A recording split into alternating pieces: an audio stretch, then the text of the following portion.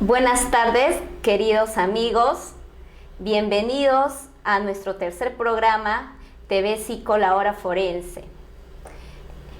Queridos amigos, el día de hoy tenemos la presencia del doctor Juan Carlos Cabrera Segovia, fiscal del Ministerio Público. Desde los estudios del Centro Internacional de Ciencias Forenses, hoy hablaremos sobre el tema los delitos contra la libertad sexual y su tratamiento jurisprudencial, que estará a cargo del doctor Juan Carlos Cabrera. Bienvenido, doctor, a nuestro programa. Un gusto tenerlo aquí. Buenas tardes, licenciado Shin, caballero, y buenas tardes a todo el equipo de CIFOR, así como a su distinguida audiencia, agradeciendo la invitación para esta entrevista. Doctor, bueno, el día de hoy vamos a hablar sobre un tema muy polémico, ¿cierto? Es un tema, sí, es un tema que se ha estado viendo en estos días, ¿no? Hemos visto en la televisión que han pasado una serie de casos a lo que vamos a llevar el día de hoy, ¿no? Vamos a tratar. Si bien es cierto, en el campo del derecho penal, la función principal del psicólogo forense es asesorar a los jueces y tribunales y apoyar en la administración de justicia, ¿no? Aportando con las pericias psicológicas forenses. De esta manera, las autoridades legales pueden apoyarse en el criterio de un experto a la hora de hacer una sentencia, ¿sí? Es así que el derecho y la psicología se relacionan entre sí. Por esta razón, ¿no? El día de hoy usted está presente aquí. Los anteriores programas hemos tenido la presencia, pues, de psicólogos forenses. El día de hoy tenemos la presencia de un doctor, ¿no? De un fiscal que es experto en la materia. Entonces queremos que hoy usted nos explique acerca de los delitos contra la libertad sexual. Doctor Juan Carlos, ¿en qué consisten los delitos contra la libertad sexual? Bueno, para poder entender los delitos contra la libertad sexual tenemos que enfocarnos en su desarrollo a nivel legislativo y lo que hoy en día trabaja la jurisprudencia. ¿Qué sucede? Inicialmente se entendía que en esta clase de delitos, por ejemplo, en cuanto al Código de 1863, se protegía la honestidad sexual, la moralidad sexual. Luego, en el Código de 1924 también se seguía con esta misma línea de argumentación en cuanto a identificar un bien jurídico, pero posterior a ello, ya en el Código de 1991, el Código Penal, y con las distintas modificatorias a nivel de la legislación, podemos entender que hoy en día, por ejemplo, se protege la libertad sexual. La libertad sexual como capacidad de autodeterminación de una persona de poder decidir cuándo disponer de esa facultad que es inherente a un individuo de decidir cuándo, cómo, dónde y con quién tener una relación sexual, ¿no? La jurisprudencia también ha desarrollado de que, por ejemplo, en el caso de las personas que tienen 14 años a más, se habla de libertad sexual porque tienen la capacidad de poder decidir. En cambio, aquellas personas que tienen de 14 años a una edad menor, se protege una indignidad sexual, puesto que en aquellos casos estas personas no pueden decidir todavía o no pueden expresar un consentimiento, no tienen esa capacidad de autodeterminarse para disponer de este bien jurídico, ¿no? Entonces, ello, con ese cambio que se ha ido dando a nivel del desarrollo legislativo y jurisprudencial, debemos entender pues que es básico y es muy importante el consentimiento de una persona cuando dispone de este bien jurídico, ¿no? Y es a consecuencia de que ese consentimiento se vea afectado o no haya sido expresado o no haya sido expuesto en el momento oportuno, en la forma, modo y circunstancia de cada caso en concreto, que vamos a hablar cuando existe una vulneración a este bien jurídico. Muy bien. Para los que recién se están conectando a nuestro programa TV Psico, la hora forense, el día de hoy estamos con el doctor Juan Carlos Cabrera Segovia, fiscal del Ministerio Público y experto en temas delitos contra la libertad sexual. Entonces, el doctor nos ha especificado sobre en qué consisten los delitos contra la libertad sexual. Bien, doctor, ahora, quisiéramos saber, ¿no? El público también, ¿cuáles son los tipos de delito contra la libertad sexual? Bien, cuando nosotros hablamos de tipo, técnicamente señalamos, por ejemplo, los tipos penales, ¿no? Y hacemos referencia a una determinada regulación o una determinada conducta criminalizada dentro del Código Penal que ha sido detallada por el legislador en un artículo, ¿no? Para decirlo de manera más sencilla. Por ejemplo, el artículo 170, cuando criminaliza la conducta de los delitos contra la libertad sexual en personas mayores, establece determinadas condiciones, por ejemplo, ¿no? Aquel que mediante violencia, amenaza, violencia física o psicológica, ahora con la última modificatoria de la ley 30.838, y que ingresa otras condiciones al tipo penal para que éste se consume y se llegue pues a concretar esta conducta criminal. Tenemos también, por ejemplo, la prevista en el artículo 171, 172 y 173 del Código Penal, cuando se criminaliza conductas que afectan la libertad sexual, pero, por ejemplo, personas con la incapacidad de expresar su voluntad, o aquellas personas que están bajo el cuidado o están bajo la custodia de una autoridad. Asimismo, por ejemplo, el artículo 173, que regula también el delito contra la libertad sexual, pero en el caso de menores de 14 años, ¿no? Entonces, el Código Penal, dentro del desarrollo que hace del artículo 170 al 175 o siguientes, detalla determinadas condiciones. Podemos hablar de delitos contra la libertad sexual en personas mayores, delito contra la libertad sexual en el caso de menores de 14 años, delitos contra la libertad sexual en personas de incapacidad de resistir la agresión, delitos contra la libertad sexual en el caso de personas que se encuentran bajo la custodia o dependencia o en un centro, como son, por ejemplo, los centros penitenciarios, como es un centro de salud, como es un hospital, ¿no? Es decir, cada conducta criminal le detallamos un tipo penal en la medida de que el legislador fijó determinadas condiciones para que se concrete esa conducta. Doctor, ¿y en cuál de los tipos de caso entraría el abuso sexual o, bueno, acoso sexual, los tocamientos indebidos, ¿no? Son modalidades, ¿no? Modalidades, claro, del delito contra la libertad sexual. Cuando hablamos, por ejemplo, de los tocamientos, estamos hablando ya de actos contra el pudor, ¿no? Que es otra modalidad de atentar contra la libertad sexual, pero en esos casos no hay la voluntad de agredir sexualmente a través de lo que regula el artículo 170, por ejemplo. El artículo 170 señala, ¿no? Aquel que mediante violencia psíquica, violencia psicológica, violencia física o mediante otros condicionamientos del tipo, exige, por ejemplo, tener acceso carnal con otra persona por vía vaginal anal-bucal, ¿no?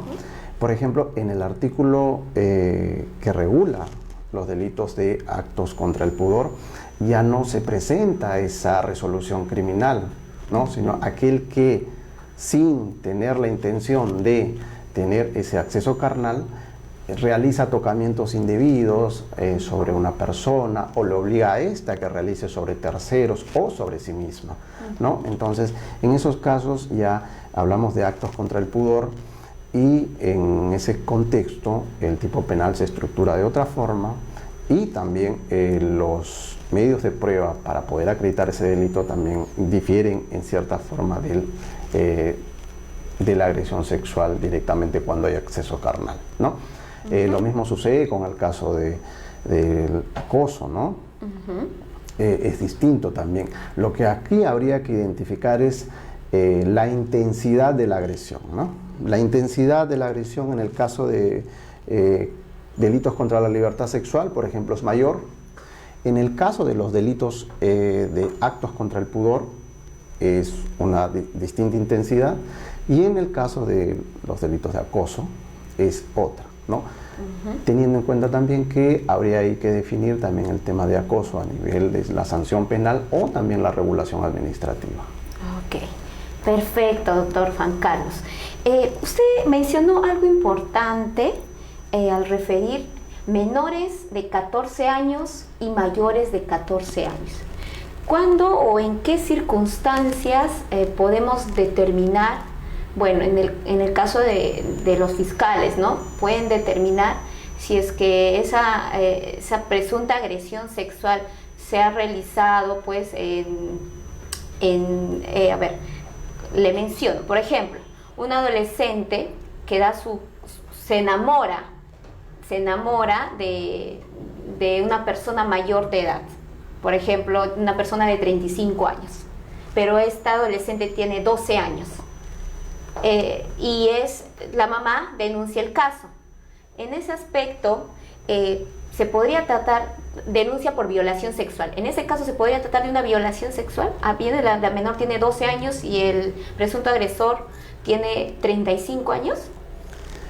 A ver, puesto que ella da su consentimiento, ella menciona en cámara Gesell, menciona que está enamorado, que da su consentimiento, que ha sido consentido, no ha sido forzado.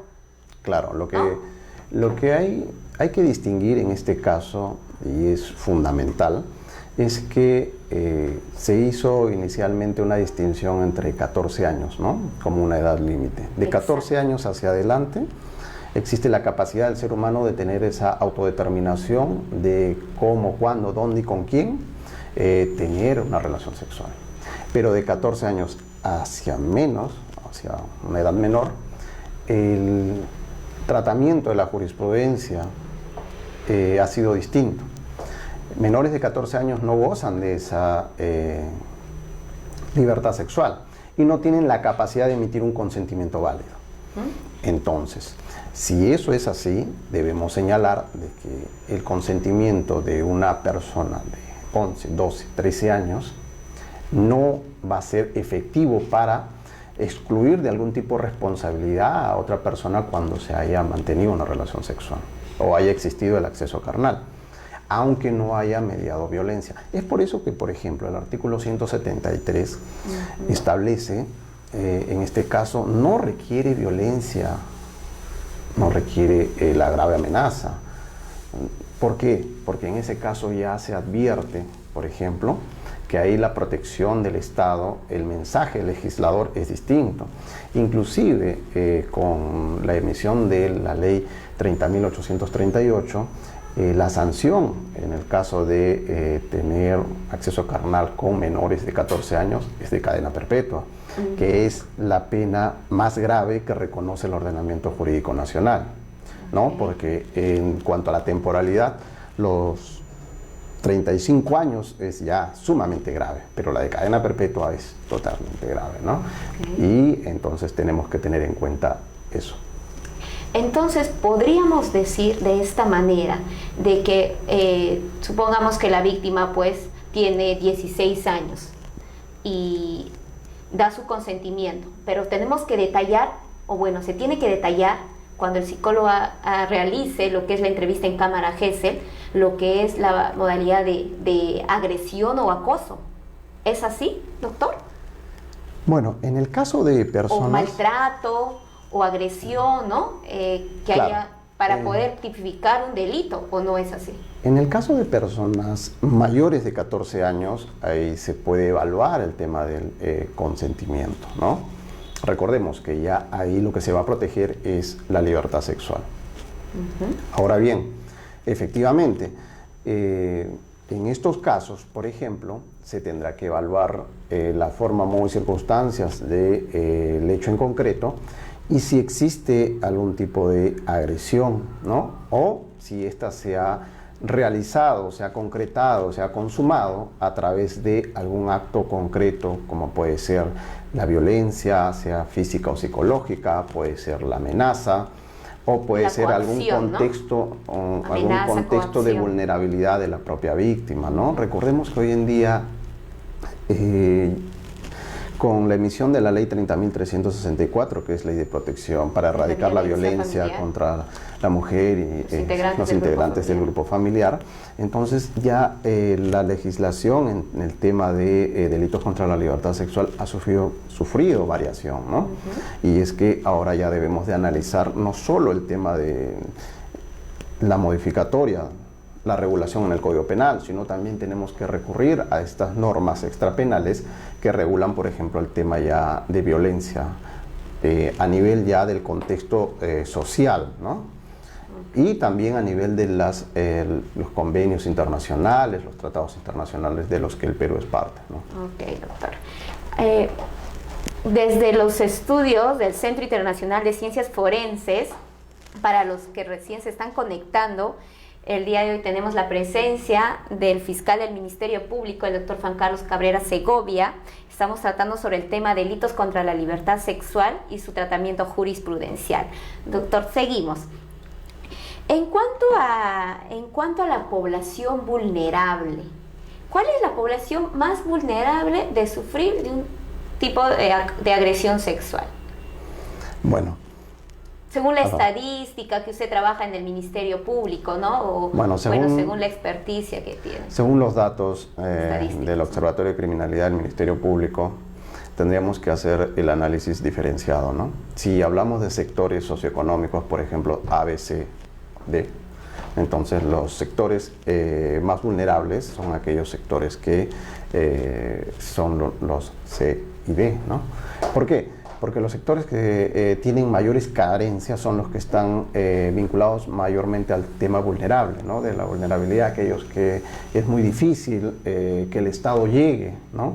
Aquellos que de repente no pueden tener el acceso a políticas públicas, ¿no? O, por ejemplo, si hablamos también de hacer una distinción entre la comisión de estos delitos a través de costa, sierra y selva, por ejemplo, la idiosincrasia en la costa es distinta a la de la sierra y también distinta en la selva. Entonces, esto hace que varíe los cuadros estadísticos, ¿no? Por ejemplo, la iniciación sexual de repente en jóvenes, ¿no? En la sierra o en la selva es distinto de repente en la costa, ¿no? Es un tema de idiosincrasia. En realidad, a través de los estudios que se han realizado, lo que sí se puede tener en cuenta es que estos delitos vienen ya en aumento, o sea, el índice criminal de estos delitos va en aumento. Y lo que es peor aún es que no se ha podido revertir esta estadística, ¿no? Para indicar que van decreciendo, ¿no? Y lo otro podría también tenerse en cuenta que es un tema que no solamente involucra al derecho penal, ¿no? Porque recordemos, el derecho penal llega a castigar una conducta, ¿no? Mucho tiene que ver acá el tema también de sensibilización en cuanto a nuestra sociedad y de trabajar ya unas políticas públicas en bien del desarrollo de todos, ¿no? Porque en realidad este índice criminal no solo afecta a aquel que no lo sufre directamente, sino afecta a todos en la medida de que vuelve una sociedad más insegura y genera que el Estado dedique también preocupaciones para solucionar este tema. Pero como repito, el derecho penal ingresa ya al final solo para sancionar. Ok, doctor. En cuanto al psicólogo forense, ¿no? Al psicólogo forense, ¿cuál es la función o bueno, de qué se encarga el psicólogo forense o qué papel cumple en estos casos de delitos contra la libertad sexual? Si bien es cierto, al principio lo mencioné y lo dije, el psicólogo apoya en la administración de justicia, ¿no? Apoya a ustedes en las diligencias, sobre todo en lo que es entrevista en cámara GESE, ¿no? Para entrevistar a las víctimas supuestas de agresión sexual. Entonces, usted como fiscal nos puede decir cuál es el papel del psicólogo forense, cuál es la ayuda fundamental del psicólogo forense, ¿no? Bueno, dentro del Ministerio Público, a nivel de la Unidad de Medicina Legal, se encuentra pues el área de psicología forense. Debemos detallar que es muy importante la participación y la función que realiza el área de psicología forense en cuanto a el análisis y la investigación que se realiza en esta clase de delitos. A ver, Debemos tener en cuenta que el psicólogo forense, por ejemplo, participa en el desarrollo de la entrevista única en Cámara Gesell, por ejemplo, ¿no? Esta entrevista única, que es la posibilidad de poder obtener información de primera fuente sobre lo que ha ocurrido y lo que nos toca investigar como representante del Ministerio Público. Esta información que es obtenida a través de la entrevista única, el psicólogo forense la trabaja para que ésta pueda ser hoy en día tratada como una prueba anticipada, con los procedimientos que establece la ley de la materia, ¿no? La ley 30.364 y sus modificatorias, conforme lo regularon en el artículo 19, ¿no? Y lo que es el reglamento también de esta ley.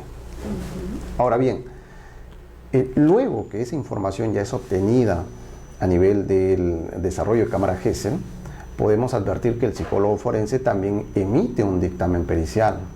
Entonces, a través del estudio pericial también va a ayudar, va a coadyuvar con el desarrollo de la investigación. Ese informe pericial que es emitido por el profesional, el psicólogo forense, va a ser sustento para solicitar medidas cautelares, como por ejemplo una prisión preventiva, o para solicitar un requerimiento acusatorio. Y cuando este informe pericial y cuando el respectivo resultado de la Cámara Gesell sean abordados ya en el juicio oral, por ejemplo, van a ser trabajados como prueba. Para este caso, por ejemplo, el psicólogo forense tendrá que ir al juicio oral y ratificarse de su estudio pericial. Le informará al juez sobre en qué consistió el estudio, cuáles fueron sus métodos, técnicas y procedimientos que utilizó para poder concluir, y esas conclusiones ayudarán al Ministerio Público en cuanto a la pretensión punitiva. Entonces, el psicólogo forense tiene un papel fundamental dentro del desarrollo de la investigación, procesamiento, juzgamiento, para obtener una sentencia en estos casos. Es muy importante. Y sus funciones están reguladas pues, a través de las guías, los protocolos que emite el Ministerio Público. Muy bien. Estamos viendo que el papel del psicólogo forense es sumamente importante en estos casos. Entonces, voy con la siguiente entrevista, ¿no? Con la siguiente pregunta. ¿Por qué es necesaria la entrevista única en Cámara Gesell en estos tipos de delitos? Bueno, recordemos que en la jurisprudencia se ha llegado a señalar que estos delitos son delitos clandestinos. ¿Por qué son clandestinos? Porque no es el delito de repente de hurto, robo agravado, donde de repente hay una cámara de serenazgo, donde hay una cámara de videovigilancia que puede captar esas imágenes, que puede captar el momento de la consumación del hecho y puede ayudar en la investigación. En estos casos es distinto porque nosotros tenemos en cuenta que la única oportunidad que tenemos para poder obtener información de primera mano, una información de una fuente, en este caso de la persona que ha sido agraviada, es a través de la entrevista única en Cámara Gesell. La entrevista única en Cámara Gesell, que en sus inicios se trabajaba como prueba preconstituida, y así lo reconocía, lo indicaba la ley, y la jurisprudencia lo vino también aceptando así, pero a partir del 2020, con la famosa casación de Arequipa, se ha indicado que esta entrevista única debe de ser desarrollada como una prueba anticipada. Entonces, si esta es una prueba anticipada, lo que va a originar es que el Ministerio Público, cuando lo solicite, el juez de investigación preparatoria que conoce este proceso, autorice que se lleve a cabo esta prueba anticipada, este elemento, con todas las condiciones legales que establece el Código Procesal Penal, todos los requisitos y la participación de todos los sujetos que corresponden estar presentes, va a generar que esa información ya sea analizada posteriormente en juzgamiento y es base también fundamental para la emisión de una sentencia, sea esta condenatoria o absolutoria, dependiendo cada caso en concreto. Pero es importante porque a través de la Cámara Gesell se va a obtener la información en entrevista única. He ahí su gran importancia. Y es por eso que es todo un reto que todos los profesionales que participamos en este caso, sea psicólogo forense, el representante del Ministerio Público, el apoyo, por ejemplo, y siempre lo indico, el apoyo del personal de UDAVIT para estos casos en concretos también es muy importante para poder conseguir el objetivo, ¿no? Que es tratar de resolver un caso y tratar de darles a conocer a toda la ciudadanía que el sistema, si todos ponemos de nuestra parte, el sistema funciona y hace prevalecer la ley. Ok, doctor. Bueno, la guía del Ministerio Público, la guía de entrevista única en Cámara Gesell del año 2016 del Instituto de Medicina Legal, menciona que se debería tratar como una prueba preconstituida, ¿no? Y ahora usted nos habla de tipo de prueba anticipada. Entonces, ¿nos podría hacer mención en cuál es la diferencia entre la prueba anticipada con la prueba preconstituida? Para que puedan entender el punto, bien, ¿no? Claro, cómo no. A ver, una prueba preconstituida hace referencia, por ejemplo, a un acto que jamás se volverá a repetir. ¿Y ello qué implica? Que se requiere dejar constancia de ello. Se requiere que ese acto sea perennizado. Por ejemplo, una intervención policial ante la comunicación de que en un determinado vehículo se está trasladando una cantidad, por ejemplo, X de droga, los efectivos policiales intervienen y ese acto de intervención jamás se volverá a repetir. Los policías, como establece la ley, tienen que levantar las actas pertinentes, el acta de intervención, hallazgo, incautación de droga. Por ejemplo, esa acta se va a trabajar como una prueba preconstituida. Es un acto que se preconstituye. En este momento, al haberse efectuado ese acto, se ha perennizado en un acta. Eso, cuando llegue a juicio oral, se va a constituir ya en prueba plena, a través de su lectura o la información que brinden estas personas que intervienen en este momento, en este acto en concreto, y lo informen ante el juez. Esa es, por ejemplo, una prueba preconstituida. Okay. Ahora, ¿qué entendemos por prueba anticipada? La prueba anticipada está referida a un acto que por la naturaleza del mismo requiere que se actúe en ese momento. Pero para que este acto sea considerado como una prueba anticipada, es el juez que conoce de ese caso el que debe de participar en ella y autorizarla. Por ejemplo, si decimos que la Cámara Gesell anteriormente era una prueba preconstituida y el día de hoy debe trabajarse como una prueba anticipada, ¿qué implica?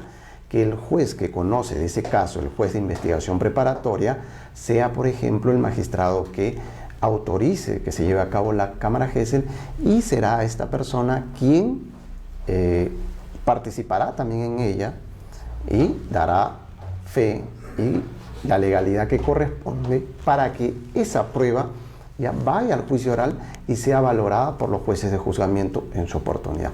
Entonces, en la prueba preconstituida puede intervenir, por ejemplo, el fiscal y la policía, o solo la policía, o solo el fiscal.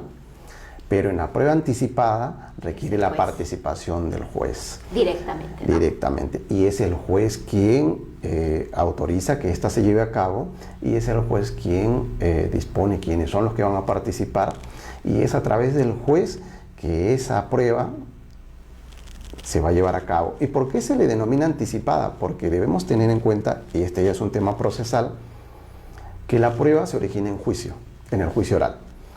Antes del juicio oral no hay prueba. Entonces, si la regla es que la prueba se va a originar en el juicio oral, ¿por qué entonces este acto que se va a llevar a cabo ante un juez de investigación preparatoria tendría que ser prueba anticipada? ¿Por qué? Porque como participa el juez, este juez de investigación preparatoria debe de cuidar que todas las condiciones y todos los requisitos que se van a dar en el juicio oral se lleven a cabo en ese momento. Y es por eso que se denomina prueba anticipada. O sea, doctor, entendiéndolo de esta manera, cuando nosotros hacemos una prueba anticipada, quiere decir que podemos volver a tomar la declaración de la supuesta víctima porque la guía del Ministerio Público, entrevista única del año 2016, menciona, o uno de sus objetivos es evitar la revictimización. Entonces, por eso que lo consideran como una prueba pues preconstituida, ¿no? Porque solo es una vez. Entonces, en el sistema de la prueba, o bueno, en el sistema de la prueba anticipada, el juez, si lo amerita, ¿puede volver a tomar la declaración de la víctima en juicio? A ver, en principio no debería volverse a tomar una declaración. Solo debe ser una sola vez. Y en aquella oportunidad debe de agotarse todo lo necesario para poder obtener la información que se requiere. Sin embargo, en la misma ley establece la posibilidad de que, de ser el caso, el juez, cuando corresponda, pueda pedir una ampliación. Establece esa excepción, pero es una excepción y lo que debemos de buscar es que prime la regla. La regla es evitar la revictimización. O sea, no debería llevarse a cabo. Pero hay una excepción legal que establece que se puede hacer una ampliación en la medida que el juez así lo considere pertinente. ¿No? Lo amerita. Muy bien, doctor. Ahora, ¿por qué se debe realizar, bueno, la entrevista única como prueba anticipada? Ya que usted lo menciona. En realidad, cuando se trabajaba como prueba preconstituida, lo que se hacía era, la entrevista única en cámara Gesell genera dos documentos, uno que es el acta con el CD y genera también el insumo necesario para trabajar el informe pericial de psicología forense. Pero la actuación de esa prueba preconstituida en el juicio oral era a través de la visualización del CD y la lectura del acta en la parte pertinente. Esto es para acreditar, por ejemplo, las personas que habían participado en la cámara Gesell, ¿no? Ahora bien, pero cuando se indica que será una prueba anticipada, lo que indica es que esa actuación como tal, la recepción de la información, las preguntas y todo tipo de acción que se tenga que hacer con relación a la entrevista única se va a desarrollar en la investigación preparatoria a través del juez de investigación preparatoria. Entonces, esa acta que genera la cámara Gesell con el CD, que van a aparecer lacrado en cuanto al CD, van a ir al juicio oral y ya corresponderá en juicio oral su actuación-valoración, ¿no? Entonces, en realidad, se trabajaba de esa forma. Yo considero que era oportuno que se trabaje así, y así se venía trabajando en distintos distritos judiciales, pero a través de la casación 21-2019 Arequipa, ¿no? Sí. Ya, a través de esta casación es que se indica que esto se debe trabajar ya como una prueba anticipada, teniendo en cuenta que en el 2018 hubo una modificatoria en la cual se detallaba de que esta entrevista única en cámara Gesell debe ser trabajada como una prueba anticipada, ¿no? Es decir, hubo un cambio en la legislación y esto también modificó el pronunciamiento de la jurisprudencia. Ok. Doctor, y en el caso de Ministerio Público, ¿no?, que aún se está trabajando como prueba preconstituida porque el que dirige la diligencia es el fiscal y no el juez. En ese caso, ¿cómo es que procede toda esa diligencia y desde cuándo se va a hacer se va a trabajar como prueba anticipada? ¿Nos podría dar algunos alcances de eso? Porque si bien es cierto, aún se sigue trabajando en muchos de los distritos fiscales como prueba preconstituida, ¿no? Y quien lo dirige es el fiscal. Entonces, ¿nos darías mayor alcance al respecto? ¿Desde cuándo se va a dar toda esa legislación para que se pueda trabajar como prueba anticipada, o ya está dado y por qué no se da? Bueno, en cuanto al tema de la legislación, ya cambió. Efectivamente, ya hay un mandato legal, se establece un pronunciamiento a nivel de la Corte Suprema con esta casación y ya se debe de ir trabajando a nivel de la prueba anticipada. Pero es un dato muy curioso porque en el año 2019, por ejemplo, ya existía la modificatoria y existe un pronunciamiento de la Corte Suprema en el cual es una casación de Tacna, en la cual se señala que esta es una prueba preconstituida, aun cuando ya existía la modificatoria. Por eso es que trae este tema una confusión, ¿no? Si la modificatoria se da en el año 2018, ¿por qué en cuanto a la casación que se emite en el 2019 todavía se sigue indicando que era una prueba preconstituida? Y recién en el 2020 es que se cambia la jurisprudencia y se adopta ahora sí la posición legal y se dice debe ser trabajado como una prueba anticipada. Considero de que ya habiéndose emitido un pronunciamiento por la Corte Suprema, pues deberá de trabajarse como una prueba anticipada. Ok, doctora. Bueno, para los que nos están viendo, estamos en los centros de estudios de Centro Internacional de Ciencias Forenses. Estamos con el doctor Juan Carlos, fiscal del Ministerio Público, nos está aclarando varios aspectos sobre delitos contra la libertad sexual. Tema muy polémico, muy importante. Y vamos con la siguiente pregunta, doctor Juan Carlos. ¿Cómo deben analizarse las declaraciones de una persona agraviada en este tipo de delitos?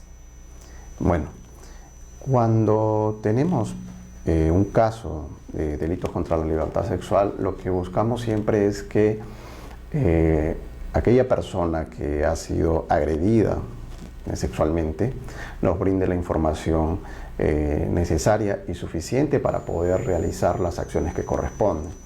Indicaba, por ejemplo, que es muy importante la participación de la unidad de víctimas y testigos porque... El área de UDAVIT, ¿no? UDAVIT, de primera mano, van a brindarle el soporte emocional y la confianza que necesita la víctima para poder sentir que el sistema lo apoya.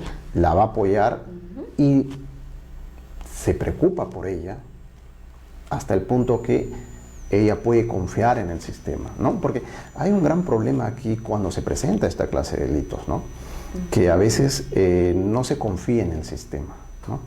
Y lo que necesitamos en estos casos es que la persona agraviada sienta esa confianza para que nos brinde la información objetiva, lo que ocurrió, porque debemos de tener en cuenta que el Ministerio Público tiene que ser objetivo, ¿no? Tiene que recabar elementos de convicción, de cargo y de descargo, ¿no?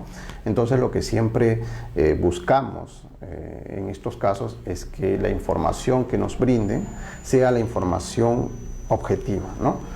La información que nos permita realizar un buen trabajo. Luego, en estos casos, por ejemplo, la información que nos brinda una persona agraviada va a ser corroborada con otros elementos periféricos. Recordemos que cuando se presentan estos casos, generalmente la persona que es víctima de ellos brinda una información inicial. Esta información puede ser, por ejemplo, brindada a un familiar cercano, a un amigo, a un profesor, a la persona con quien trabaja. Entonces, cuando uno va a analizar la información que nos brinda la víctima, se debe de corroborar, por ejemplo, con otros elementos. Puede ser con esas versiones referenciales que se pueden obtener durante la investigación o también con los análisis y los estudios que hace el psicólogo forense, ¿no? En la pericia psicológica, por ejemplo, que es lo que determina en cuanto a sus conclusiones y a nivel de los fundamentos que toma en cuenta para poder llegar a esas conclusiones, cómo es que encuentra, por ejemplo, el relato, si es un relato coherente, es un relato consistente, ¿no? Si ese relato es creíble, por ejemplo, ¿no? Si a la edad que cuenta la agraviada utiliza, por ejemplo, términos que no podría conocerlos, ¿no? O de repente la forma como se expresa. O, por ejemplo, cuando hemos tenido la cámara Gesell, podemos advertir en los videos el lenguaje no verbal, ¿no? Por ejemplo, que expresa a una persona que ha sufrido este tipo de ataque, ¿no? De agresión sexual. Entonces, todos esos elementos... conducta, ¿no? Claro, por ejemplo, todos esos elementos nos van a ayudar para poder continuar con la investigación y emitir un pronunciamiento acorde a ley. Ok, doctor. Eso en caso de víctimas y en caso de los supuestos agresores. Por ejemplo, ¿no? Le hago esta pregunta y me parece bastante importante mencionar. En el caso, usted como fiscal, le pongo en la posición, ¿no? de que está llevando la diligencia, ¿no? De un caso de violación sexual de una joven de 14 años. Se ha ocurrido es por su padrastro. ¿Ya? Es un caso que le estoy poniendo. Usted como fiscal, primero mandaría a la víctima a realizar cámara Gesell o primero enviaría al supuesto agresor a que le pase pericia psicológica. ¿Cuál sería el procedimiento adecuado o bueno, de qué manera se llevaría a cabo todo este procedimiento? Bueno, lo que pasa es que este es un tema de estrategia y técnica, ¿no? Si la información, por ejemplo, en un turno fiscal, la información que llega al Ministerio Público a través de la misma agraviada o a través de la autoridad policial o directamente cuando se acercan a las oficinas de la institución en un turno fiscal, nos comunican que ha ocurrido este hecho, lo primero que se tiene que analizar es, por ejemplo, si hay una agresión sexual, interviene el médico legista, ¿no? Haciendo el reconocimiento médico legal, ¿no? En el reconocimiento médico legal, por ejemplo, siempre la persona que va a ser peritada le brinda una información al profesional y siempre aparece en la data, por ejemplo, una breve referencia. Si esta información viene a través de la autoridad policial, quiere decir que esta información también se la han brindado al efectivo policial. Entonces, con esa información lo que nosotros debemos de realizar es iniciar los actos de investigación. Ahora, ¿cuál es primero, la declaración del imputado o la declaración de la víctima? Necesariamente para tener una información real y para tener ya una información y ubicarnos en el contexto de lo que ocurrió, necesitamos efectivamente la información de la víctima. Y eso se realiza pues con una entrevista única en cámara Gesell. Ahora, con todos los elementos que se han recabado, y a este nivel, lo vuelvo a repetir, debemos de ser totalmente objetivos, porque cuando se presenta un caso de estos, lo que tenemos que recabar es la información tal y como ocurrieron los hechos, ¿no? Siempre yo digo algo muy importante, no lo que parece, no lo que yo creo, sino lo que pasó, lo que ocurrió, lo que es, y sobre eso se va a realizar la investigación. Entonces, con toda esa información, siempre se le da la participación al abogado defensor del imputado o del investigado, para que pueda participar en las diligencias que establece la ley, ¿no? Entonces, con esa información ya luego hacemos el interrogatorio al imputado, porque recordemos, el imputado puede... ¿mentir? No digamos que puede mentir, porque en realidad aquí se debe evaluar. ¿O puede manipular los la derechos. situación, se podría decir? A lo que quiero llegar es que la ley le da la facultad al imputado de declarar, de no declarar. El imputado no tiene que jurar para declarar, es decir, no tiene el compromiso de decir la verdad, pero no es que tenga derecho a mentir, sino que dentro de la estrategia de defensa que el imputado asuma con su abogado defensor, evaluarán cuál es el camino correcto para su teoría, ¿no? Dentro de su estrategia. Para su defensa. Efectivamente, para su defensa. Y eso es válido, eso es legal, y así se estructura el proceso, ¿no? Una investigación se maneja de esa forma. Lo que el Ministerio Público tiene que hacer es brindarle todas las posibilidades de que conozcan la información y que se defienda como establece la ley. Ya dependerá de la posición que asuma la defensa, si es que desea declarar, si no desea declarar, si lo que desea declarar es real o no es real. Bueno, en realidad es su teoría y es su planteamiento. Recordemos, yo siempre digo esto, el caso no se gana por lo que me diga el imputado. Exacto. El caso se va a ganar por lo que he conseguido con la entrevista única en cámara Gesell, qué me dice el reconocimiento médico legal, qué es lo que me dicen los testigos, qué es lo que me dice el psicólogo forense, efectivamente. Entonces, con ese cúmulo de elementos de convicción es que yo voy a emitir un pronunciamiento. Ya si el imputado puede asumir la tesis de que efectivamente reconoce los hechos, puede colaborar con la investigación y posteriormente solicitará algún beneficio de la ley si es que corresponde, y si es que no corresponde, porque en estos casos, en este tipo de delitos, por ejemplo, la ley 30.838 estableció que no hay, por ejemplo, conclusión anticipada, no hay terminación anticipada. Entonces, inclusive beneficios penitenciarios tampoco, la redención de pena por trabajo y estudio no se da para los sentenciados por esta clase de delitos. Entonces, ahí, en todo caso, corresponderá evaluar al juez cuál fue su conducta durante el desarrollo del proceso para, en el momento de emitir una sentencia condenatoria, graduar la pena, ¿no? Pero ya, como siempre lo digo, es una estrategia de la defensa establecerá cuál es la mejor posibilidad que tiene dentro del proceso para poder desarrollar su teoría del caso, y serán ellos ya quienes asuman pues la tesis que mejor establezcan dentro del proceso. En cuanto a lo que mencionaba, doctor, que primero debería ser el procedimiento, ¿no? De que la víctima pase a lo que es entrevista única en cámara Gesell para tener el relato, ¿no? De la víctima, de los hechos que han sucedido. En el caso de que sea primero evaluado o el supuesto agresor, hay una normativa sobre eso que menciona que debería ser primero pues ese procedimiento en entrevista única, ¿no? Antes de evaluar al imputado en consultorio. Por ejemplo, mayormente nos piden pues evaluar lo que es el perfil psicosexual, ¿no? Pero nos piden evaluar el perfil psicosexual sin antes haber pasado entrevista única la supuesta víctima.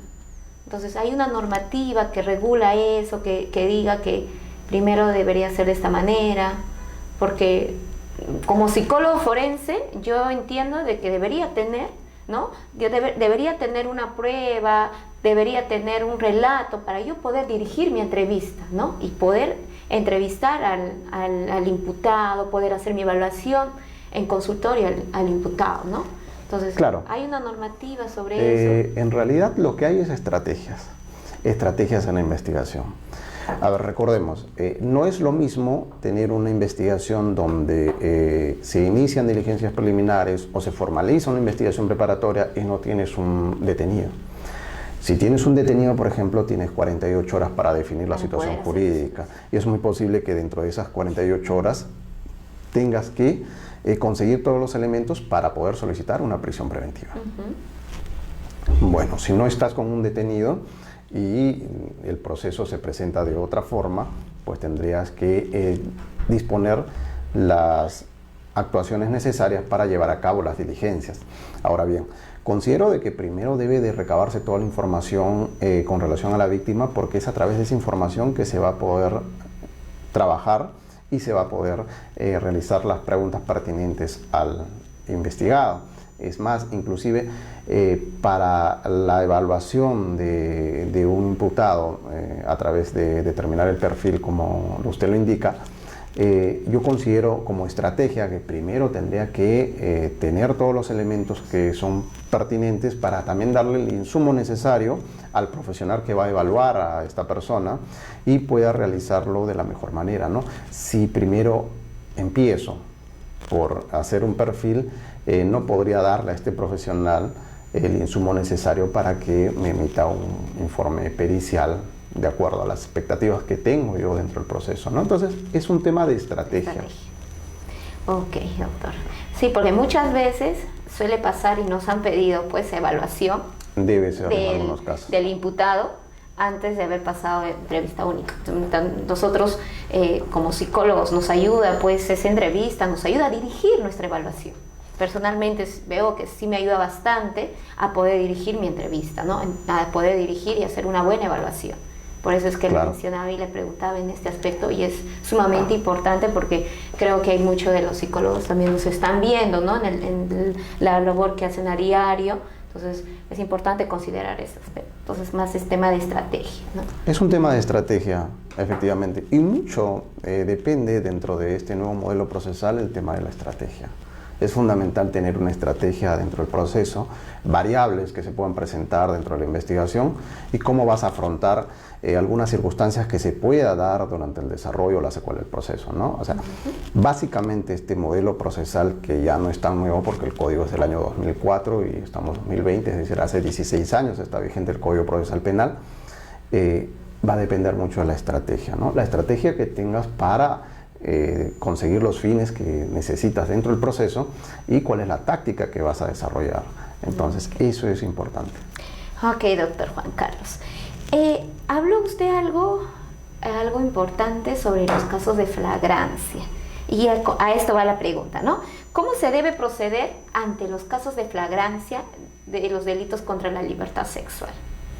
Bueno, en los casos de flagrancia tenemos un gran inconveniente, el plazo.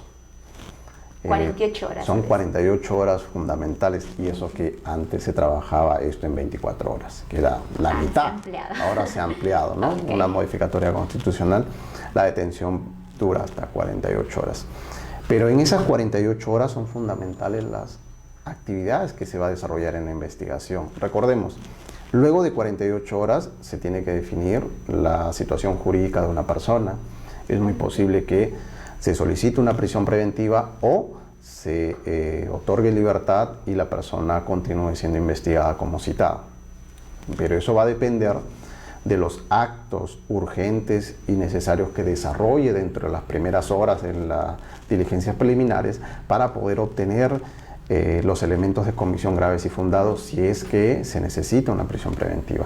¿Cómo se trabaja en estos casos? Inicialmente, como lo indiqué, la información puede llegar de primera fuente a través de la agraviada o de los familiares de esta, o puede también llegar a través de, por ejemplo, en estos casos se da mucho que las agraviadas, si son menores, en este caso, se lo comentan a veces a un docente, a un profesor, a un personal de una institución educativa, y a veces vienen acompañadas con estos profesionales, o en algunos casos vienen acompañadas por el Centro de Emergencia Mujer, ¿no? CEM, o en otros casos la información viene a través de la autoridad policial.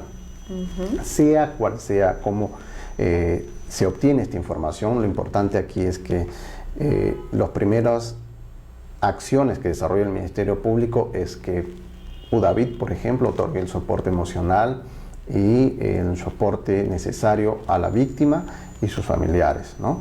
Para que se pueda continuar con las diligencias. Luego se coordina con las unidades respectivas, por ejemplo, medicina legal para el reconocimiento médico legal y para llevar a cabo la entrevista única en cámara GESEL.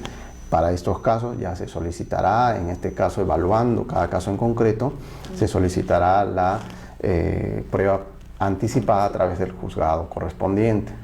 Ahí se tendrá también que evaluar el informe pericial que se va a emitir con el estudio luego de cámara GESEL, ¿no? Entonces, de esa forma se trabaja en las 48 horas. Obteniendo toda esta información, por ejemplo, por ahí también habrá la posibilidad de recabar algún tipo de declaración testimonial. Recordemos, la agraviada de repente brindó esta información a algún familiar o alguna persona allegada a ella, alguna persona muy cercana que también nos puede brindar esa información, ¿no? O de repente hacer las diligencias que correspondan si este tipo de agresión ocurrió en un lugar cerrado donde la agraviada nos brinda todo tipo de detalles y se requiere hacer, por ejemplo, algunas diligencias de inspección fiscal o constatación, verificación, o recoger evidencias y otro tipo de instrumentos que nos permita tener mayor certeza sobre la responsabilidad del imputado. Entonces, todos esos actos que se desarrollan a nivel de las diligencias preliminares se tendrían que trabajar en las 48 horas. Hay un adagio que dice,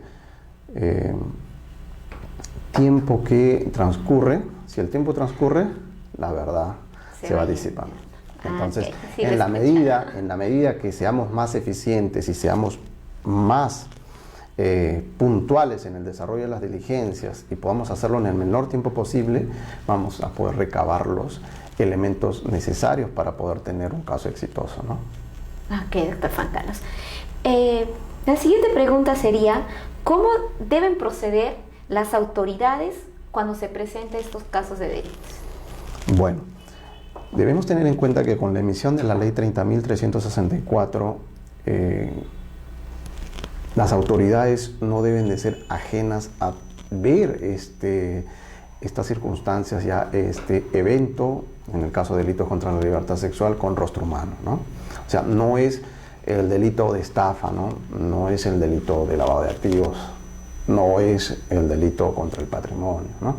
sino cuando se presenta este tipo de casos, que son los delitos contra la libertad sexual, hay que tener una especial rigurosidad en cuanto a la forma como investigar. Y no digo de que en los otros casos no se investigue de esa misma manera, sino que debemos de tener en cuenta que para este caso en particular, por ejemplo, resulta fundamental el apoyo de David, ¿no? Porque solo el despacho fiscal no va a poder de repente afrontar el tema de investigación y a la vez también acompañar a la víctima, ¿no? Que por ejemplo en estos casos David resulta fundamental también su apoyo. Ahora, las autoridades cuando tengan en sus manos un caso de esta naturaleza, lo que deben hacer es resolver conforme lo establece la ley, pero analizando cada caso en concreto, ¿no? Y digo esto, por ejemplo, porque estos casos contra la libertad sexual generan una gran sensibilización dentro de la sociedad. Recordemos, una de las preguntas iniciales de la entrevista fue quiénes son los sectores más vulnerables, ¿no? Y son aquellas personas de repente que no han tenido la posibilidad de tener o acceder a políticas públicas, ¿no? Servicios básicos, por ejemplo, o lugares donde existe un hacinamiento mayor.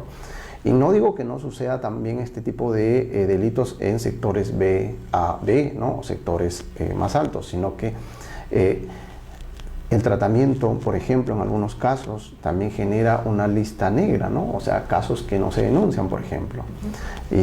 Casos que se pierden también. Casos también que se pierden, o por ejemplo el tema de las investigaciones. A veces no se realizan dentro del plazo debido, dentro de la urgencia necesaria, y no podemos obtener la evidencia suficiente o realizar los actos de investigación necesarios para poder tener un caso sólido.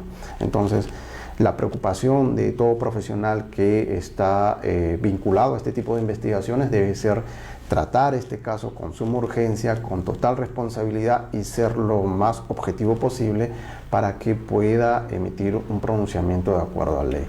No queremos, por ejemplo, que se cuestione más al sistema en la medida de que las personas que buscan este tipo de respaldo, y si van y te cuentan un problema de esta naturaleza, que es un delito y que es muy grave, lo mínimo que como autoridad debes hacer es comprometerte en realizar una investigación totalmente objetiva para que puedas solucionar esto y darle esa confianza a la persona de que el sistema trabaja y puede trabajar muy bien en la medida de que todos nos comprometamos en cumplir lo que nos exige la ley, ¿no? Ha mencionado algo muy importante al referir, por ejemplo, en el tiempo, el lapso, ¿no? Hay casos donde las supuestas víctimas denuncian una violación de cuando tenían 8 años y esta denuncia lo hacen pues cuando tienen 30 años. ¿Procede esos casos de denuncia? Sí, procede. Sí. ¿Cómo es el tratamiento? Claro. ¿En qué consiste? ¿Cómo se procede en estos casos? En estos casos, por ejemplo, la investigación de repente ya no va a tener ese mismo carisma de la urgencia de las 48 horas porque ya no hay flagrancia, ¿no? Pero la investigación sigue teniendo esa misma necesidad de tener a una autoridad comprometida para que pueda realizar una investigación correcta. Cuando han existido estos casos, por ejemplo, se recibe la información de primera fuente y esa información tiene que ser corroborada. Si efectivamente aquello ocurrió, recordemos, estamos hablando de un tiempo sumamente alejado, ¿no? Si me dice de 8 años y después ya la persona lo denuncia después de mucho tiempo, no quiere decir que no ocurrió, sino que la investigación que se va a desarrollar va a tener que recabar, por ejemplo, información que sea corroborable, por ejemplo, a otras personas que hayan tenido conocimiento de ello. Y hemos tenido casos que efectivamente denuncian después de mucho tiempo. Y, como lo vuelvo a repetir, los informes periciales, que en este caso, por ejemplo, el informe de psicología forense nos va a ayudar mucho a determinar con relación a ese relato, si ese relato puede haberse ocurrido en la realidad y si ese relato encuentra respaldo con las conclusiones, por ejemplo, que emite el psicólogo forense. Ahora bien, podemos también tener información con relación a otros elementos de pruebas referenciales que la misma agraviada nos brinda como tal, ¿no? Ahora, no quiere decir que esos casos, porque ha transcurrido mucho tiempo, ya no sean exitosos. No, el caso va a ser exitoso en la medida de que puedas recabar todos los elementos que sean necesarios para convencer al juez de que eso ocurrió y merece una sanción. Entonces, por el hecho de que haya ocurrido hace mucho tiempo, no quiere decir de que no sea denunciado. Es más, inclusive con la ley 30.838 se indica que estos casos no prescriben. O sea, generalmente los delitos tienen un plazo, ¿no? Dice, la acción penal prescribe, ¿no? Entonces, determinado plazo, al haber transcurrido, ya no procede, ¿no? Para hacerlo más sencillo. Pero en estos casos, por ejemplo, la ley 30.838 estableció que imprescriptibilidad para este tipo de delitos. Muy bien, doctor. Sí, queridos amigos, estamos aquí desde los estudios del Centro Internacional de Ciencias Forenses con el doctor Juan Carlos Cabrera Segovia, fiscal del Ministerio Público. Estamos hablando de un tema muy polémico, el tema de los delitos contra la libertad sexual y su tratamiento jurisprudencial. Ahora, doctor, quisiéramos saber un poquito del tratamiento jurisprudencial. ¿En qué consiste? Ya hemos hablado de los delitos, de los tipos, vamos a hablar arduamente, pero ahora vamos a hablar un poco del tratamiento jurisprudencial. Bien. Ya desde hace un buen tiempo, a nivel de los casos, cuando uno analiza casos penales, debe de conocer la norma, pero también debe de tener una gran referencia sobre cuáles fueron los pronunciamientos de la Corte Suprema. Entonces, cuando hablamos del tratamiento jurisprudencial, es, por ejemplo, que resoluciones relevantes de la Corte Suprema, que es la máxima instancia judicial en nuestro país, cómo es que ha tratado un caso en concreto, ¿no? O cómo se viene trabajando los acuerdos plenarios. Por ejemplo, las salas penales de la Corte Suprema se reúnen cada determinado tiempo y emiten unos pronunciamientos. Estos pronunciamientos vinculan a todos los operadores judiciales. Entonces, a través de ellos se emiten los acuerdos plenarios. Ahora, ¿qué implica ello? Por ejemplo, en los casos de los delitos contra la libertad sexual, por ejemplo, a través de los acuerdos plenarios se determinó el tema de cómo debe de entenderse el bien jurídico, ¿no? El bien jurídico de mayores de 14 años se debe de entender como libertad sexual, de menores de 14 años se debe entender como la indignidad o intangibilidad sexual, ¿no? Ahora, por ejemplo, en el caso de los delitos contra la libertad sexual, cómo debe de realizarse el tema de la cámara Gesell, ¿no? Recordemos, la jurisprudencia en un momento lo trabajaba como prueba preconstituida, posteriormente ya ha asumido la posición de que debe ser trabajado como una prueba anticipada. Luego, en las investigaciones que se dan en este tipo de delitos, por ejemplo, se debe de tener en cuenta al momento de evaluar la declaración, que la declaración, por ejemplo, sea que se evalúe en esta declaración, no por el solo hecho que exista una declaración, esta no va a dejar de tener valor, porque en estos casos no quiere decir que existan más declaraciones para creerle a la víctima, sino que debe analizarse la declaración y tener en cuenta, por ejemplo, qué es lo que motivó esta declaración, si existe algún criterio de animadversión entre la víctima y el agresor, por ejemplo, si esta declaración ha sido persistente en el tiempo o si es que la primera vez que se señaló, la segunda vez o cuando se brindó la información en cámara Gesell, esta información ha sido persistente y coherente, ¿no? Entonces, esos datos, esos detalles nos ha brindado, por ejemplo, la jurisprudencia. O cuando se desarrolla el tema de que estos son delitos clandestinos, y al ser delitos clandestinos hay que tener una visión no como un tipo de delito contra el patrimonio, ¿no? Entonces, esos detalles son los que se ha desarrollado a nivel de la jurisprudencia. O la prueba de ADN, ¿no? Por ejemplo, cómo se debe analizar el examen de ADN y si el examen de ADN, qué es lo que determina, ¿no?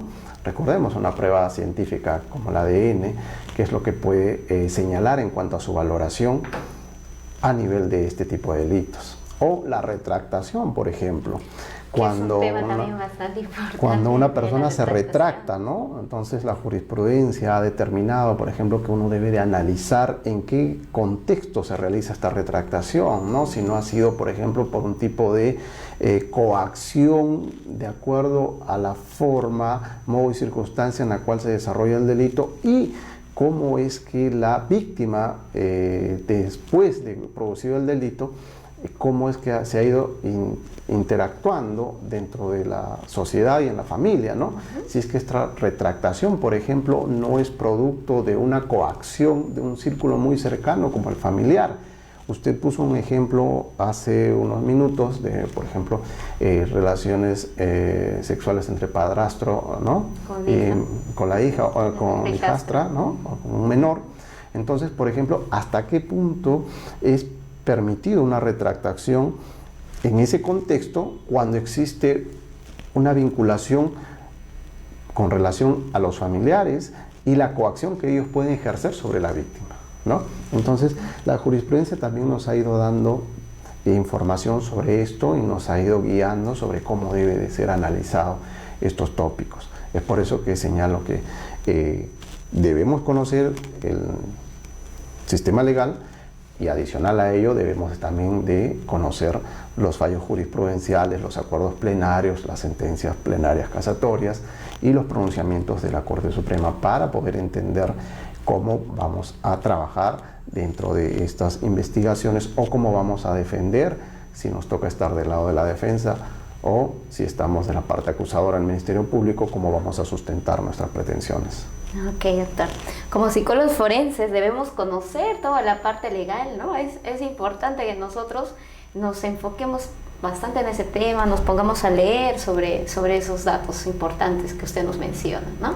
Es importante porque el psicólogo forense, recordemos que participa a nivel de la investigación, a nivel de Cámara GESIL y también la emisión del informe pericial de psicología forense, pero después va a ir a juicio oral. Y en el juicio oral va a tener que ratificarse de ese informe y va a tener que explicarle a todos los operadores jurídicos, en ese caso estará el juez, los abogados, el fiscal, cómo es que ha llegado a las conclusiones de su informe y en qué medida lo fundamenta en la audiencia, ¿no? Entonces, es necesario que el profesional en psicología forense conozca también de temas legales y también conozca efectivamente a la perfección sus protocolos dentro de sus guías, las guías que detalla el Ministerio Público y dentro de la función que efectivamente desarrolle una buena labor para poder tener un informe sólido y en el debate, cuando corresponda en el juicio oral, que sea sólido también en la información que le brinda el juez, ¿no? Las capacitaciones, ¿no? Es importante. Para todos los profesionales, efectivamente, es muy importante. Ok, doctor. Bueno, doctor, el público nos está viendo y van a hacer sus preguntas, sí, pero antes de ir a las pausas comerciales, para el público, ¿no?, que nos está viendo el día de hoy, quisiéramos saber, ¿no?, en el tema de que si ocurre un caso, un delito de inflagrancia, ¿no?, un caso de violación sexual de una menor de 10 años, ha sido víctima de violación sexual por parte de su primo, ya un ejemplo, ¿qué es lo que debería hacer? ¿Cómo la persona, cómo debería actuar? O el familiar, o sea, ¿dónde debería ir? ¿Dónde debería acercarse a poner la denuncia? Porque si bien es cierto, si no se pone la denuncia, ese caso se puede perder o se puede quedar en la nada. Entonces, ¿qué es lo que deben hacer las personas? ¿Dónde deben hacer la denuncia? ¿En qué entidades? ¿Cómo debe proceder? ¿No? Entonces, claro. Nos podría... Lo que debemos tener en cuenta en estos casos, cuando se presenta un caso de agresión sexual, lo que debe de primar es que la información, por ejemplo, que brinde la persona agraviada, en este caso sea mayor o menor de edad, siempre trate de concurrir a las autoridades, ¿no? Es necesario, por ejemplo, concurrir a la autoridad, sea el Ministerio Público, la autoridad policial o la comunicación a través de la autoridad educativa, ¿no? Todos estamos obligados ante el conocimiento de un hecho de esta naturaleza a recurrir a la autoridad. Es importante que en la medida de que se realice esta comunicación lo más pronto posible, nos permitirá, en este caso el Ministerio Público, a realizar una investigación y recabar todos los elementos de prueba necesarios, ¿no? Los elementos de convicción que se requieren. Si la comunicación se hace con una mayor cantidad de tiempo, lo que implica es lo otro, ¿no? ¿Dónde deberían hacer la denuncia? ¿En qué, la denuncia, las supongamos que el hecho pasó en San Juan del Lurigancho. ¿Dónde tendría que hacer la denuncia? Las denuncias se hacen ante la autoridad correspondiente, en este caso. Puede ser directamente al Ministerio Público o puede ser directamente ante la autoridad policial. Comisaría, ¿no? Del sector. En las comisarías del sector.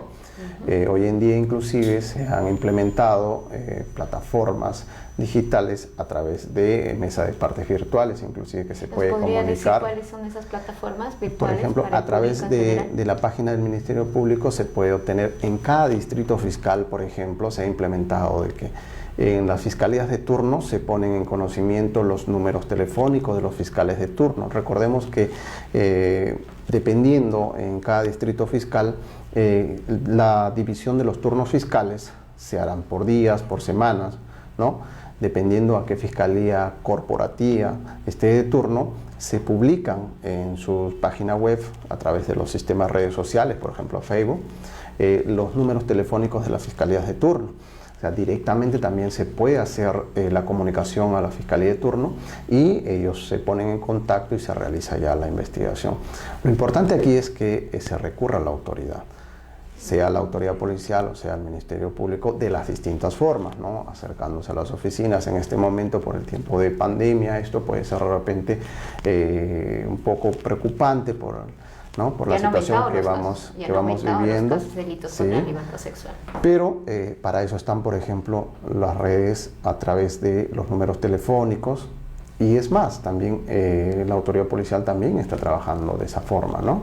Entonces, lo importante es comunicar, no quedarse callado, no ocultarlo, porque en realidad todos estamos comprometidos en luchar contra este tipo de delincuencia, ¿no? Si nosotros no lo hacemos, siempre existe el temor a veces de la parte agraviada de que no va a encontrar respaldo en el sistema, pero no es así. El sistema se fortalece en la medida de que brinda ese apoyo a todas las personas que recurren al sistema.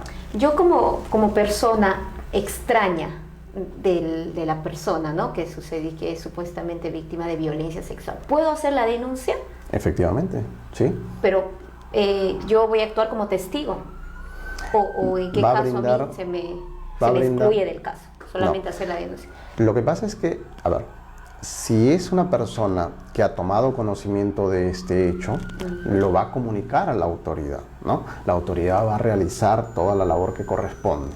Ahora, esa información que ha brindado efectivamente va a servir a la autoridad para poder desarrollar la estrategia de investigación. Es muy posible de que se le pida mayor información de la que se ha brindado y se realice su declaración testimonial. El hecho de que uno brinde esa información no lo excluye del deber que tenemos todos los ciudadanos de comunicar este hecho a la autoridad, ¿no? Entonces, si no siendo un familiar, por eso lo señalé, es muy posible de que la información que se brinde en cámara GESEL va a ser corroborada, por ejemplo, con otros elementos. Y una de esas posibilidades es que esta información inicialmente se haya brindado a alguna persona cercana, algún amigo, algún familiar, o puede ser algún profesor, algún auxiliar, alguna persona, compañero de trabajo, ¿no? Entonces, cuando uno analiza esto, entonces va a ser necesario recabar también esa información y sobre eso se va a tener un caso sólido, ¿no? Ok. Bueno, doctor Juan Carlos, vamos a ir a las pausas comerciales. Volvemos Correcto. con las preguntas. Queridos amigos, si tienen las preguntas, las pueden hacer mediante el Facebook para poder responder volviendo de las pausas comerciales.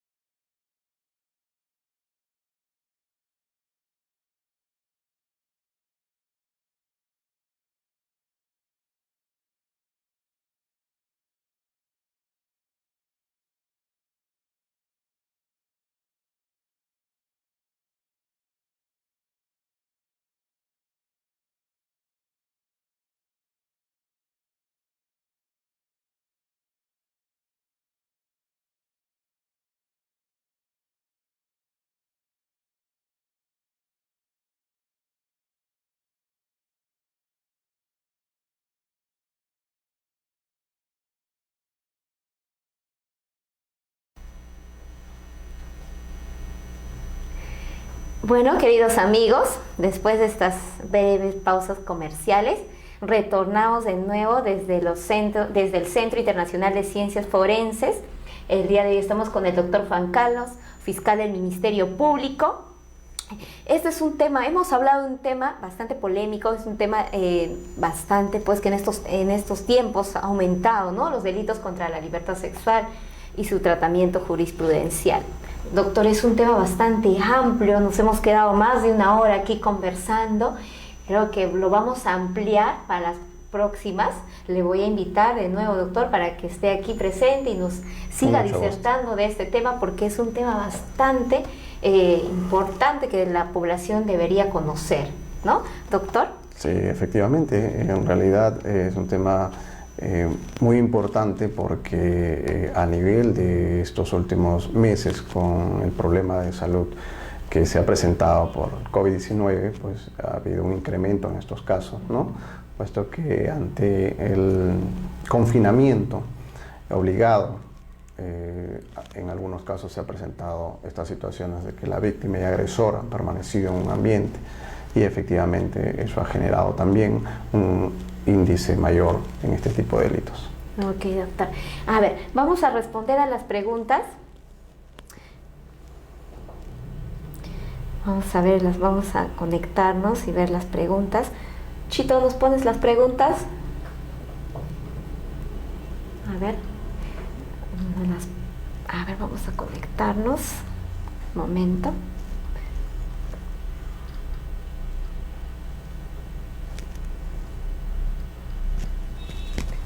A ver, vamos a... Doctor, hay preguntas del público. Sí, a ver. Desde la primera, ¿no? ¿Es la primera pregunta? A ver, ok.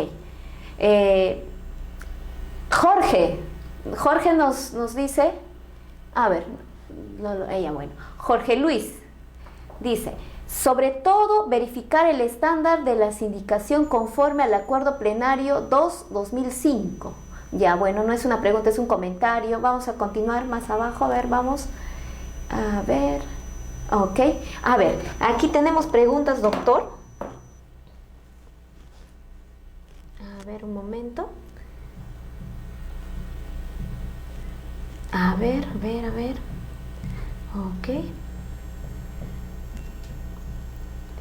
Ok, doctor.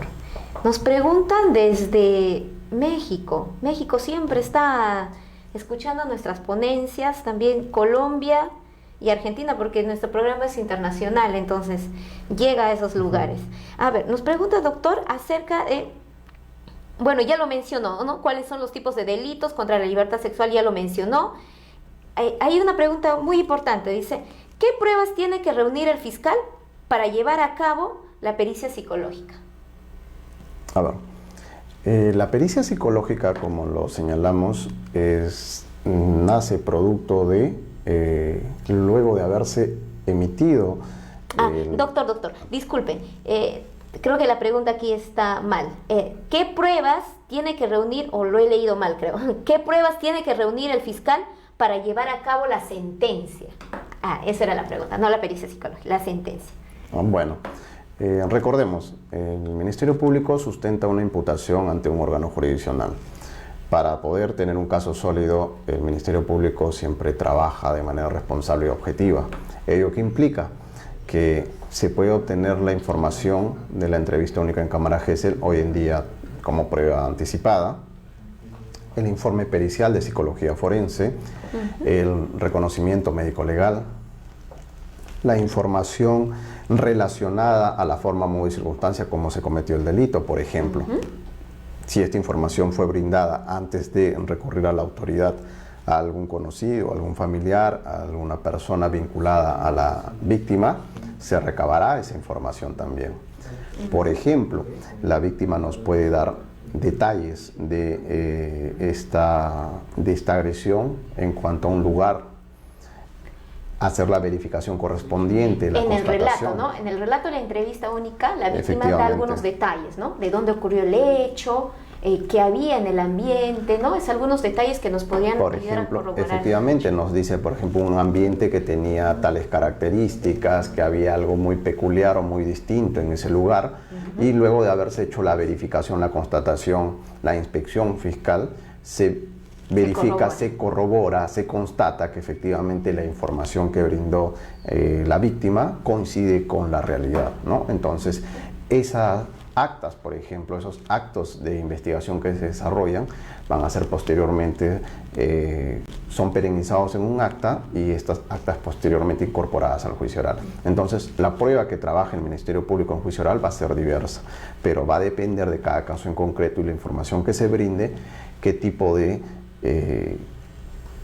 prueba se va a trabajar, ¿no? Básicamente, para estos casos es fundamental el reconocimiento médico legal, el informe pericial de psicología forense, la prueba anticipada en cámara Gesell, puede ser también algunas pruebas como ADN, por ejemplo, a veces se encuentra también restos de fluidos en el caso de agresiones que son analizados en biología forense, y estos también pueden ser corroborados también con dictámenes periciales, ¿no? Entonces, todos estos elementos son los que permiten que el Ministerio Público, cuando vaya a un juicio oral, sustente un caso sólido. La emisión de una sentencia condenatoria es el reflejo de material de prueba sobrada de cargo, como dice la jurisprudencia, o prueba sólida. Entonces, ¿cómo obtenemos ese grado de certeza del juez? Es cuando le llevamos todos los elementos de prueba correctamente sustentados en el juicio oral, y a través de ello consideramos de que debe emitirse un fallo condenatorio. Ok, doctor. Aquí nos preguntan sobre los años. ¿En qué casos? No, bueno, ¿cuántos años se sentencia un agresor sexual? Bueno, en realidad el tema de la dosimetría penal va a ser variable. Lo que sí tenemos son mínimos y máximos, ¿no? Por ejemplo, el artículo 170, que es delitos contra la libertad sexual, en el tipo base establece entre 14 y 20 años, que son penas graves. Pero lo que corresponde al segundo párrafo, que es ya la agravante del artículo 170, las penas van entre 20 años a 26 años. Ello que implica que tenemos un mínimo y un máximo. Corresponderá al juez, evaluando lo que señala el artículo 45 del Código Penal, el sistema de tercios, ¿no? El tercio inferior, tercio intermedio y tercio superior, determinar en cuál de estos tercios, dentro de los 20 y 26 años, si es un delito agravado contra la libertad sexual, determinar la pena. Ahora, por ejemplo, en el caso de los menores de 14 años, la ley establece cadena perpetua. Okay. En ese caso será cadena perpetua. Claro, la ley establece cadena perpetua. Entonces, va a depender. ¿En qué consiste la cadena perpetua? Bueno, el Código Penal establece en el sistema de penas privativas de libertad, las penas temporales. Las penas temporales van de los 2 días a los 35 años. Ahora, en el caso de la cadena perpetua, quiere decir que es una pena en la cual el sujeto ingresa a un establecimiento penal y ya no vuelve a salir. Entonces, esa es la pena más grave. Se dice dentro del sistema penitenciario que se debe cumplir, la pena debe cumplir una función, ¿no?